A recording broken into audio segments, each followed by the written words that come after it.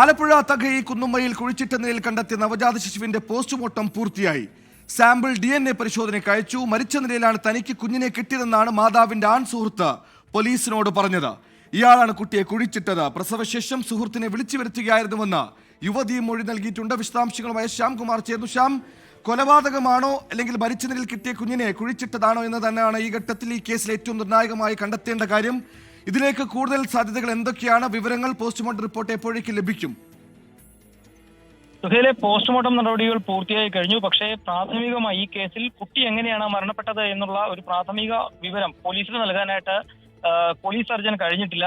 മൃതദേഹത്തിന്റെ കാലപ്പഴക്കമാണ് ഇതിന് കാരണമെന്നുള്ളതാണ് അന്വേഷണ സംഘത്തോട് police surgeon ഇക്കാര്യത്തിൽ വ്യക്തമാക്കിയിരിക്കുന്നത്. ഏതായാലും വിശദമായ പോസ്റ്റ്മോർട്ടം റിപ്പോർട്ട് ലഭിച്ചു കഴിയുമ്പോൾ മാത്രമേ കുട്ടി എങ്ങനെയാണ് മരിച്ചത് എന്നുള്ളത് അന്വേഷണ സംഘത്തിനും വ്യക്തമാകൂ.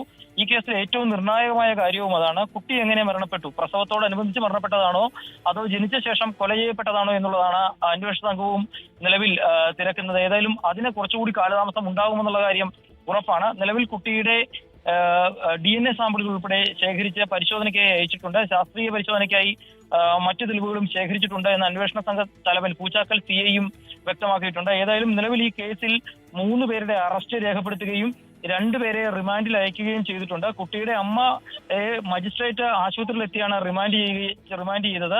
മറ്റ് 2 പേരെയും കോടതിയിൽ ഹാജരാക്കി സബ് ജയിലിൽ റിമാൻഡ് ചെയ്യുകയും ചെയ്തിട്ടുണ്ട്. ഏതായാലും ഈ കേസുമായി ബന്ധപ്പെട്ട് ഏറ്റവും നിർണായകമായ വിവരം പോലീസിന് ലഭിച്ചിട്ടില്ല. അതിന്റെ കുട്ടിയുടെ മൃതദേഹം യുവതിയുടെ ബന്ധുക്കൾ ഇന്ന് ഏറ്റുവാങ്ങാനായി എത്തിയിരുന്നു.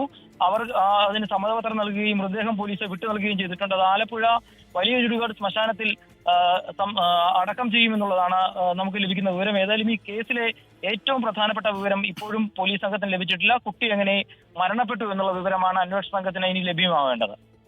കൊലപാതകമാണോ എന്ന് സ്ഥിരീകരിക്കാനുണ്ട്. അവിവാഹിതയായ താൻ പ്രസവിച്ചതിൽ അപമാന ഭാരത്താൽ കുഞ്ഞിനെ കൊന്നോ അതോ പ്രസവത്തിനിടെ കുഞ്ഞു മരിച്ചോ അറിയാനേറെയുണ്ട് ഈ കേസിൽ. പോസ്റ്റ്മോർട്ടം റിപ്പോർട്ട് തന്നെയാണ് ഏറെ നിർണായകവും.